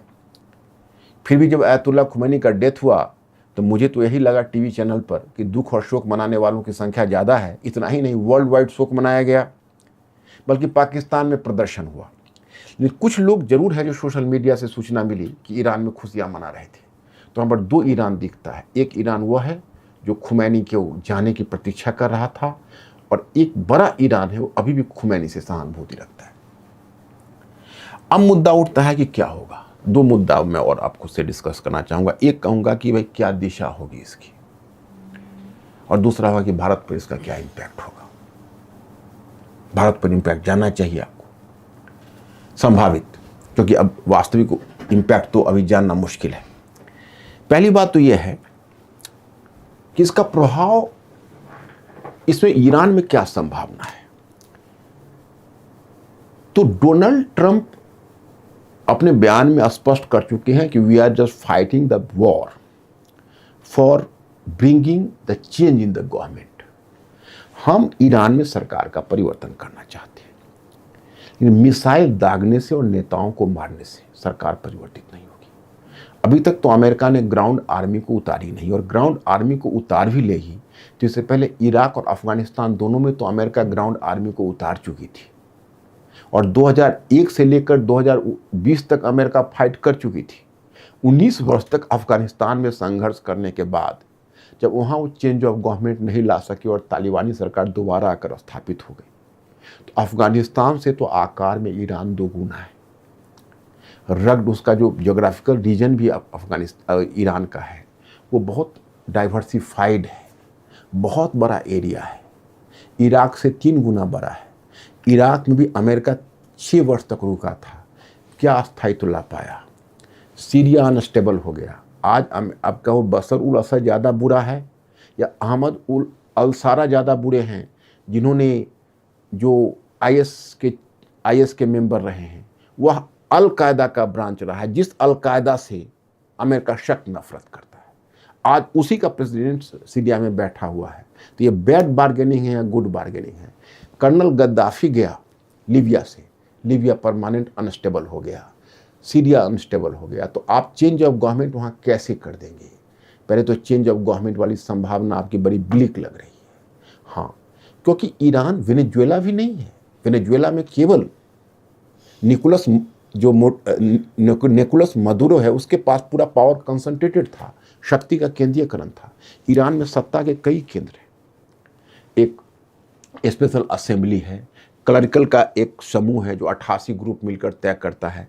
अभी 3 लोगों की एक समिति चुनी गई है जो अयातुल्ला अली खुमैनी का उत्तराधिकारी का चयन करेगा। IRGS उसका जो आप कह सकते हो कि ईरानी रिवोल्यूशनरी गार्ड्स है, वो अपने आप में बहुत पावरफुल है और वह सत्ता पर को लीड करने के लिए वो तैयार है। तो इतने सारे विकल्प खुले होने के बाद ईरान में ऐसा तो नहीं लगता है कि ईरान समर्पण कर देगा। लेकिन अगर ईरान का ये युद्ध खिंच गया तो वर्ल्ड के लिए क्या होगा। शेयर मार्केट गिर चुका है, सोने की कीमत उठ चुकी है, अब देख सकते हैं ऑयल की कीमत बढ़ गई है। अब देखिए ब्रेंट क्रूड ऑयल जिसकी कीमत $65 प्रति बैरल थी, वो तो पहले बढ़ के $72 प्रति बैरल हुई जब तनाव शुरू हुआ तभी। अभी वो बढ़कर हो गए $92 प्रति बैरल। अब बताइए इंडिया जैसे देश जिसमें अगर अगर $1 प्रति बैरल कीमत बढ़ती है तो हमारा $2 बिलियन का विदेशी मुद्रा का खर्च बढ़ जाता है। हमने जो अभी बजट बनाई है 2026-27 का, और उसमें जो फिस्कल डेफिसिट को हमने डिसाइड किया 4.4%, वैसे भी GDP रेट बदलने से वो 4.5% होने की संभावना है, 1.1% वैसे भी बढ़ने की संभावना है। और अगर ये लड़ाई लंबी छिड़ गई और हमें ऑयल खरीदना पड़ा, विशेषकर आप जानते हैं कि दुनिया का 1/5 ऑयल और नेचुरल गैस जैसे 20 मिलियन बैरल ऑयल ओरमुज से आता है, ओरमुज रूट से। ईरान ने ओरमुज को बंद कर दिया, 120 जहाज वेट कर रहे हैं। अब ओरमुज, अमेरिका ने भी चेतावनी दी है कि अभी आप अरब सागर ओरमुज होकर नहीं जाइए तो ज़्यादा बेहतर है। तो हम सभी लोग कामना ये करें कि ये युद्ध लिमिटेड वॉर हो और युद्ध रुक जाए, नहीं तो बहुत डिवास्टेटिंग होगा। ये इसका क्षति का आकलन कोई कर नहीं सकता। अब देखिए इंडिया को 3-4 तरीके से क्षति है। एक तो हमारा 50% ऑयल और नेचुरल गैस आता है ओरमुज होकर, हमारा रास्ता तो ब्लॉक हो गया। अमेरिका ने रशिया से हमारी तेल की खरीद में कटौती करवा दी है। अब यहाँ से ये रास्ता भी हमारा रुक जाएगा। फिर हमारी इकोनॉमी का क्या होगा, नंबर 1। नंबर 2, हमें वेस्ट एशिया और अरब क्षेत्र हमारा बहुत बड़ा मार्केट है, वहाँ हम बहुत चीज़ों का एक्सपोर्ट करते हैं, अनाजों का एक्सपोर्ट करते हैं। वहाँ से हम पेट्रोकेमिकल्स का भी आयात करते हैं, जिससे कि हमारा बहुत सारे मैन्युफैक्चर्ड गुड्स बनते हैं। तो अगर वो अफेक्टेड हुआ तो हमारा और भी आइटम पेट्रोलियम के अलावा और भी एसोसिएटेड प्रोडक्ट्स वो अफेक्टेड हो जाएगा, हमारा पूरा एक्सपोर्ट अफेक्टेड हो जाएगा। और इसके अलावा हमारा लगभग 10 मिलियन लोग, 10 मिलियन इंडियंस है वो गल्फ कंट्रीज में, और 120 बिलियन डॉलर का जो हमारा पूरे जीडीपी का 3.5% है वो रेमिटांसेस है, जिसको प्रेषण बोलते हैं, जो बाहरी हमारे एनआरआई भेजते हैं। उसमें ज़्यादातर तो हमारा गल्फ क्षेत्र से ही आता है। अगर वो पैसा रुक गया तो हमारी इकोनॉमी पर उसका क्या इम्पैक्ट पड़ेगा। तो हम तो कई तरीके से क्षतिग्रस्त हो रहे हैं। अब देखिए, ईरान एक लंबे समय तक युद्ध लड़ पाएगा, इसमें हमें डाउट है। It will not continue for a longer time, क्योंकि अब इंडिया ने, अभी आज ही मैं सुना हूं कि एंथ्रोपिक जो उसका एआई कंपनी है, उसका क्लॉड है, उस क्लॉड को उतार दिया इसने। उसके क्लॉड को इसने यूज कर लिया। अब उस क्लॉड के थ्रू ही इसका काम आगे चल रहा है। तो अगर एआई टेक्नोलॉजी इसमें उतार लेता है तो और भी प्रिसीजन अटैक होगा ईरान पर। ईरान बहुत समय तक टिक नहीं पाएगा। लेकिन रशिया और चाइना अगर ईरान, क्योंकि उन दोनों के क्लाइंट ईरान ही है, सीरिया ऑलरेडी खो चुके हैं, अगर ये दोनों फिर ईरान को किसी भी तरीके से मदद करने आ गए तो ये लंबा युद्ध छिड़ सकता है। तो अभी बहुत सारी संभावनाएं हैं। हम लोग यही कामना करें कि कुछ न कुछ अच्छा हो जाए और हर कुछ जो भी हो बेहतर हो और वर्ल्ड पीस के में हो, और हम आशावादी रहें। डूम शेयर बनना ठीक नहीं है। उम्मीद करते हैं कि लिमिटेड वॉर हो और जल्दी ही वॉर रुक जाए। ठीक है, हम फिर दूसरे लेक्चर में आपके साथ उपस्थित होंगे। Thank you very much. Dear students, हमारे चैनल को लाइक, शेयर, सब्सक्राइब करें और अपनी तैयारी को और बेहतर बनाएं।